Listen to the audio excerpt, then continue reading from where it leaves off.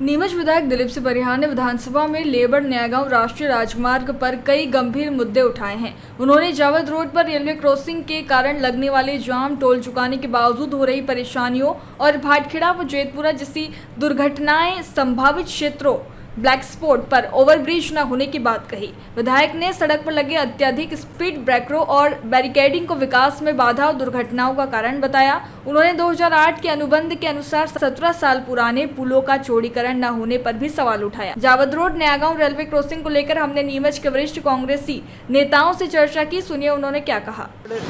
नयागांव राजमार्ग को लेकर विधानसभा में विधायक दिलीप सिंह परिहार ने कई तरह के प्रश्न उठाए हैं और इसमें चाहे स्पीड ब्रेकर की बात हो, चाहे पुल के चौड़ीकरण की बात हो, और ख़ास करके नयागांव का जो रेलवे फाटक है इसको लेकर बड़ी गंभीर समस्या है।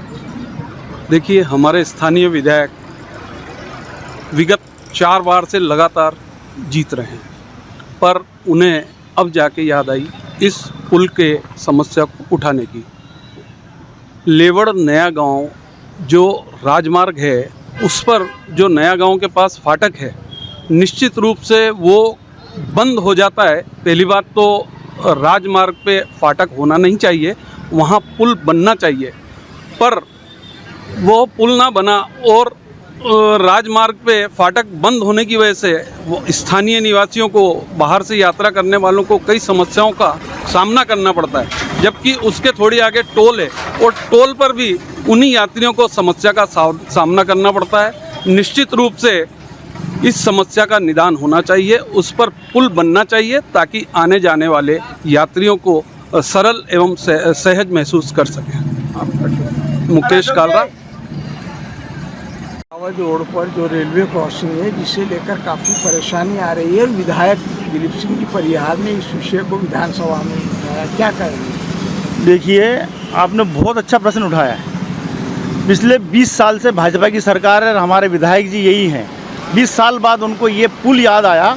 बड़े दुर्भाग्य की बात है कि लेवड़ा और नयागांव रोड पे 20 साल पहले पुल बन जाना चाहिए था। 20 साल बाद अगर कोई चीज़ इस बात को उठा रहा है तो ज़रूर इसमें दाल में कुछ काला है। 20 साल से क्यों नहीं याद आया उनको ये हाईवे?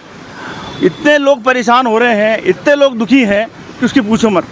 आज अगर हमें उदयपुर जाना है या उदयपुर हॉस्पिटल में जाना है या प्लेन से जाना हो तो हमें इस पुल के लिए आधा घंटा इस पुल के चक्कर में आधा घंटा हमें रुकना पड़ता है, जिससे हमारा कईयों की प्लेन रेस्ट हो जाती है, कईयों को हॉस्पिटल की अपॉइंटमेंट रेस्ट हो जाते हैं। इस 20 साल बाद अगर कोई विधायक इस तरह का क्वेश्चन उठाता है तो हमें बड़ा दुख होता है। 20 साल पहले जिस चीज़ को उठाना चाहिए था वो 20 साल बाद उठा रहा है। और पूरे प्रदेश में ऐसा कोई हाईवे नहीं है जिस पे रेलवे पे क्रॉसिंग नहीं हो, पुल नहीं हो। तो ये हमारे बड़े दुर्भाग्य की बात है। पूरे प्रदेश में मेरे हिसाब से एकमात्र नयागांव ऐसा है जहाँ पुल नहीं बना हुआ है।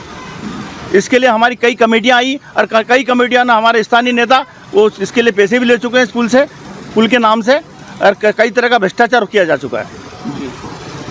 पुल बनना चाहिए, लोगों को काफ़ी दिक्कतें आती है। इसके बाद जो जैतपुरा और भाटखेड़ा वाला जो चौराहा और तिराहा है वहाँ पे भी कई घटनाएं सामने आई। ये सारे पुल बनना चाहिए। हमारे जनप्रतिनिधि जो है उन जनप्रतिनिधियों के भ्रष्टाचार के कारण ये पुल नहीं बने।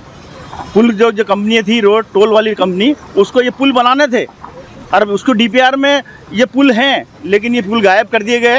ये हमारे स्थानीय जनप्रतिनिधि जो भी थे उनके भ्रष्टाचार का निर्माणकर्ता कंपनी के द्वारा सुरक्षा उपाय नहीं किए गए। ये सब निर्माण करती कंपनियां को सुरक्षा उपाय करना पड़ता है, लेकिन जनप्रतिनिधि की कमजोरी के कारण या वो भ्रष्टाचार के कारण वो सारी चीज़ों को नज़रअंदाज कर देता है। उसमें जो पैसा लगना चाहिए वो पैसा हमारे जनप्रतिनिधि के पास आ जाता है।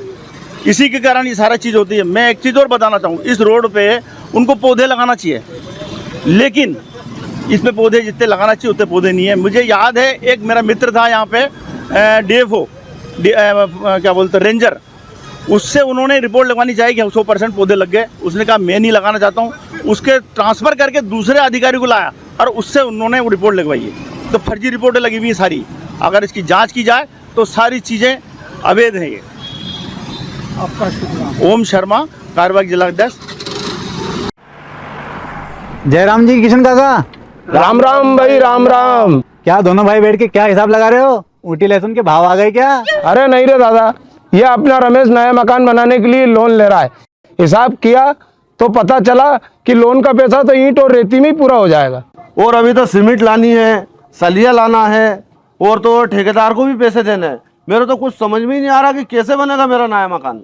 अरे किशन काका, कहाँ इन रेत सीमेंट और लाल ईंटों के चक्कर में पड़ रहे हो। मेरी बात मानो तो अपने घर को बाबजी एएसी ब्लॉक से बनवाओ। इसमें ना सीमेंट और रेत की जरूरत होती है, ना ही तराई करने की झंझट। और लाल ईंटों के मुकाबले आपका मकान काफी तेजी से बनकर तैयार हो जाएगा। इससे आपके पैसे तो बचेंगे ही, साथ ही मजबूती ऐसी कि सालों साल देखने की जरूरत नहीं। और इससे आप अपना मकान ही नहीं, कुएं और खेत की बाउंड्री वॉल भी बनवा सकते हो, जिससे रोजड़ों की समस्या भी खत्म हो जाएगी। वाह भाई, ये तो कमाल की चीज है। फिर तो मैं अपना घर बाबजी ब्लॉक से ही बनवाऊंगा। और मैं अपने खेत की बाउंड्री वाल। ज्यादा जानकारी के लिए स्क्रीन पर दिए गए नंबर पर अभी कॉल करें। बाबजी एएसी ब्लॉक्स, स्टील से मजबूती।